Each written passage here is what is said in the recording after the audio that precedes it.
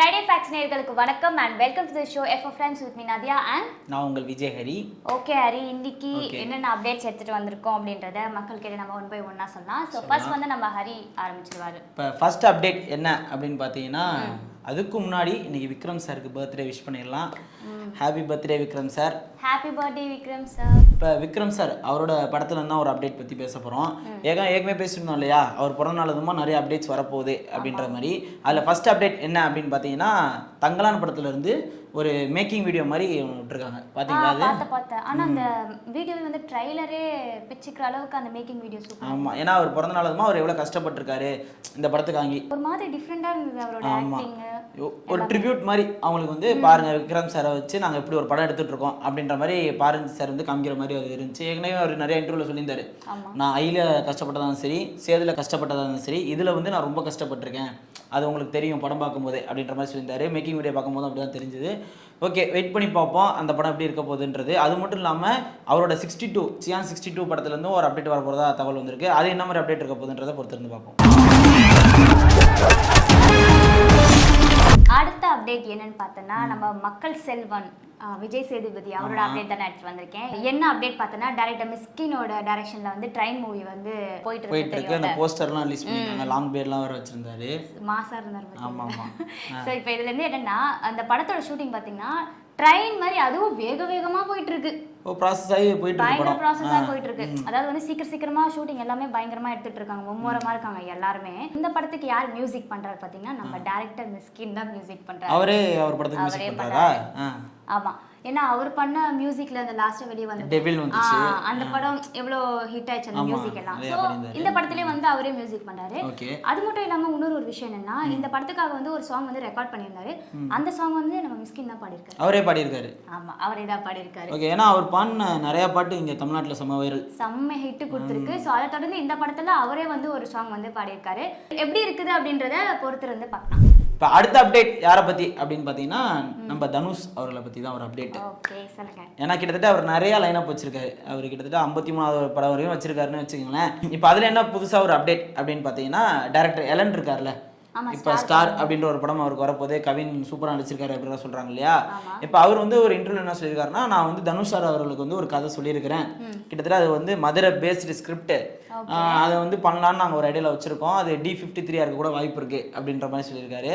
மெயினாக அதில் என்னன்னா, டக்குன்னு போய் எடுக்கணும் அப்படின்ற மாதிரி படம் இல்லை, நின்று நிதானமாக பொறுமையாக அந்த படத்தை எடுத்தாதான் அந்த படம் அவ்வளோ ஹிட் ஆகும் அப்படின்ற மாதிரி டேரக்டர் சொல்லியிருக்காரு இந்த இன்டர்வியூவில். ஆமாம், அப்போ கதை எந்த அளவுக்கு இருக்கும்? அப்போ அந்த அளவுக்கு, ஏன்னா தனுஷ் அவர்களுக்கு ஒரு கதை கொண்டு போகணும் அப்படின்னாலே ஒரு இப்போ ரீசெண்ட் டைப்ஸில் வந்து பார்த்தீங்கன்னா ஒரு மாசான படமாக வந்து மக்களுக்கான ஒரு படமாக தான் இருக்கும் அப்படின்ற மாதிரி நிறையா போயிட்டு இருக்கு இல்லையா. அந்த மாதிரி மதுரை பேஸ்டு ஸ்கிரிப்ட்னால அதுவும் ஒரு மாசான ஸ்கிரிப்ட், ஏன்னா ஆடுகளமும் மதுரை பேஸ்டு தான் இல்லையா, அந்த மாதிரியான ஒரு படமாக இருக்கும் அப்படின்ற மாதிரி போயிட்டு இருக்கு.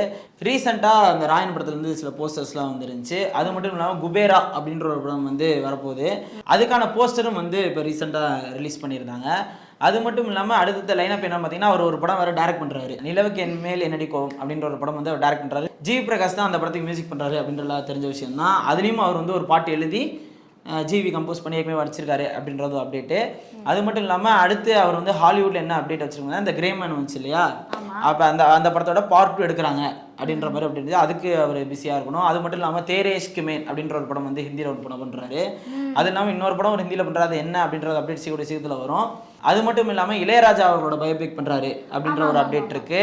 மாரி செல்வராஜ் அவங்க கூட ஒரு படம் பண்ண வேண்டியதாக இருக்கு.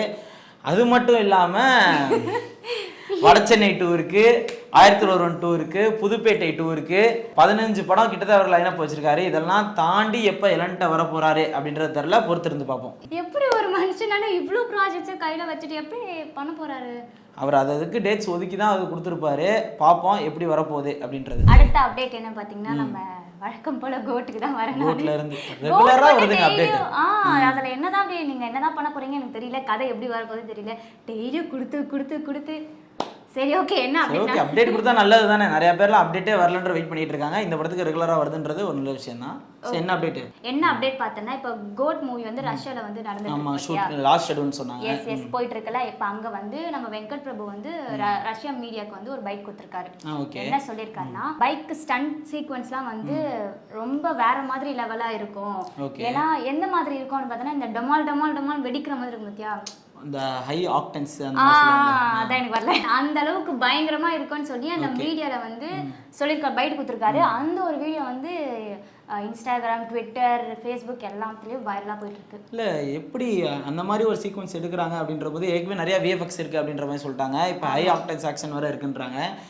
எப்படி வரப்போகுது ஸ்க்ரீனில் அப்படின்றது வேணா அதுதான் நான் மெயினாக பொறுத்திருந்து பார்ப்பேன். ஏன்னா வந்து நான் ஆரம்பிச்சதுலேருந்து இந்த அப்டேட் சொல்றதுலேருந்து பொறுத்துரு செப்டம்பர் 5 வரையும் பொறுத்துரு. அதுக்கப்புறம் படம் வருது எப்படி வரப்போகுது அப்படின்றத வெயிட் பண்ணி பார்ப்போம். இப்போ அடுத்த அப்டேட் யாரை பற்றி அப்படின்னு பார்த்தீங்கன்னா என் தலைமை சிம்பு பற்றி தான்.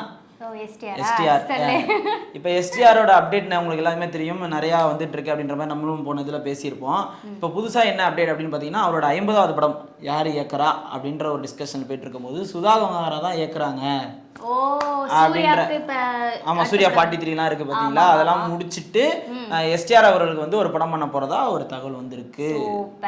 சிம்பு அவர்களை வச்சு அதே மாதிரி ஏதாவது பயோபிக் மாதிரி ட்ரை பண்ணாங்கன்னா நல்லா இருக்கும் அப்படின்ற மாதிரி எல்லாமே கேட்டுட்டு இருக்காங்க. வெயிட் பண்ணி பார்ப்போம் அந்த காம்போ எப்படி வரப்போகுது அப்படின்றது. சிம்பு நடிப்பு எப்படி இருக்குன்னு பாருங்க. ஓகே, அடுத்த அப்டேட் நான் என்ன எடுத்துட்டு வந்திருக்கேன்னா மலையாளத்துல இருந்து எடுத்துட்டு வந்திருக்கேன். என்ன அப்டேட் பார்த்தா நம்ம மம்முட்டியும் பிருத்திவிராஜ் வந்து 2 பேரும் சேர்ந்து ஒரு மூவி நடிக்க போறதா எனக்கு தகவல் கிடைச்சிருக்கு. 2 பேர். ஓகேவா? அந்த மூவியை வந்து யார் டைரக்ஷன் பண்ண போறாங்கன்னா அந்த டெபியூட் டைரக்டர் சொல்லுவாங்கல்ல, ஃபர்ஸ்ட் ஃபிலிம் டைரக்டர், அவங்க வந்து டைரக்ட் பண்ண போதாவும் எனக்கு வந்து தகவல் கிடைச்சிருக்கு. ஸோ இவங்க 2 பேரோட காம்போ எப்படி இருக்கும்னு எனக்கு தெரியல. இதில் என்ன மெயின்னா யார் வந்து ஹீரோவாக நடிக்க போகிறாங்க, யார் வில்லனாக நடிக்க போகிறாங்கன்றத நம்ம பொறுத்துறது தான் பார்க்கணும். ஏன்னா வந்து நம்ம மம்முட்டி சார் நடிச்சு பிரம்மயுகம் வந்து ஒரு வில்லன் ரோல் மாதிரி தான் பயங்கரமாக பண்ணி விட்டுருப்பாரு. இப்போ பிருத்திவிராஜ் அவர்களுக்கு வந்து கோட் லைஃப் வந்து ஒரு மிகப்பெரிய படமாக வந்து நடிப்புனா எப்படின்றத அவர் செமையாக காட்டியிருக்காங்க. இப்போ இவங்க 2 பேரும் சேர்ந்து இப்போ மம்முட்டி சார் ஒரு வில்லனாகவும் நம்ம பிருத்திவிராஜ் ஒரு ஹீரோவாக பண்ணார்னா செமையா இருக்கும். அது நாங்க அப்படி ஜட்ஜ் பண்ணி சொல்றோம், பட் அது எங்களுக்கு தெரியாது எப்படி வேணா வரலாம். சரி, வெயிட் பண்ணி பார்ப்போம் எப்படி வரப்போகுது. ஓகே, இப்போ அடுத்த அப்டேட் யாரை பத்தி அப்படின்னு பாத்தீங்கன்னா நம்ம புரட்சி தளபதி விஷால் பத்தி தான். ஏன்னா நேத்தே பேசியிருந்தோம் இல்லையா, இந்த மாதிரி துப்பறிவாளன் 2 ஸ்டார்ட் பண்ண போறாங்க May 5th அப்படின்ற மாதிரி. இப்போ அதுல என்ன சுவாரஸ்யமான தகவல் அப்படின்னு பாத்தீங்கன்னா ரீசெண்டா அவர் வந்து நிறைய இன்டர்வியூ கொடுத்துட்டு இருக்காரு இல்லையா, அந்த மாதிரி ரத்தனம் படம் வரப்போகுது அது சார்பா வந்து ப்ரொமோஷன் கொடுத்துட்டு இருக்காரு. அதுல வந்து அந்த கேள்வி கேட்கும்போது இந்த மாதிரி நீங்க வந்து துப்பறிவாளன் 2 டைரக்ட் பண்றீங்களே அதை பத்தி கேட்கும்போது அவர் சொல்லியிருக்காரு இந்த மாதிரி இந்த படம் நான் எடுக்க போறேன் அப்படின்னு சொல்லும்போது வந்து நிறைய பேர் என்கிட்ட வந்து என்ன சொல்லியிருக்காங்கன்னா, நீ எல்லாம் எப்படி படம் எடுப்ப, உனக்கு படம் எடுக்க தெரியுமா, நீ படம் எடுத்து என்னத்தை கிழிக்க போற அப்படின்ற மாதிரி சில வேர்ட்ஸ் யூஸ் பண்ணி அவர்கிட்ட பேசியிருக்காங்கன்னா அதுக்கு அவர் என்ன சொல்றாரு, இந்த படம் அவங்க வாய் அடிக்கிற மாதிரி இந்த படம் இருக்கும் அப்படின்ற மாதிரி அவர் சொல்லியிருக்காரு. பர்ஃபெக்டா கதை கொடுக்கணும் அந்த 2 வந்து, அப்ப சொன்ன வாயை அவர் மூடணும் அப்படின்னு. அது மட்டும் இல்லாமல் அவர் பாலிடிக்ஸுக்கு நான் வரப்போறேன் வரலன்னா சொல்ல, கண்டிப்பாக நான் வரேன் அப்படின்ற மாதிரியும் சொல்லியிருக்காரு. அதெல்லாம் என்னென்ன ஆக போகுது அப்படின்றத வெயிட் பண்ணி பார்ப்போம். ஓகே, அடுத்த அப்டேட் என்னன்னா நம்ம தளபதி விஜய் பற்றி தான் நான் வந்து சொல்லியிருக்கேன். என்ன அப்டேட் அவரை பற்றி?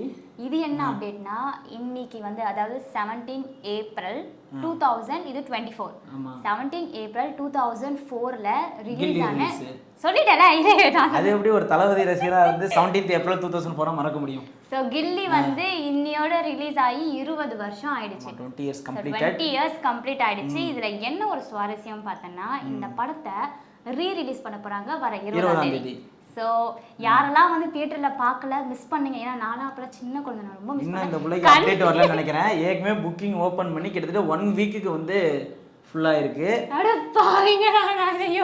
கிட்டத்தட்ட அடுத்த ஷோ எப்போ வரும் அப்படின்ற மாதிரி போயிட்டு இருக்காங்க. கிட்டத்தட்ட 20ஆம் தேதியுமே கிட்டத்தட்ட ஒரு 2 படம் வருது. அந்த படத்துக்குலாம் இன்னும் புக்கிங் ஆகலை அப்படின்ற மாதிரி சொல்றாங்க. ஆனால் ரீரிலீஸ் ஆன படத்துக்கு 1 வீக்குக்கு கிட்டத்தட்ட புக்கிங் ஆயிருக்கு.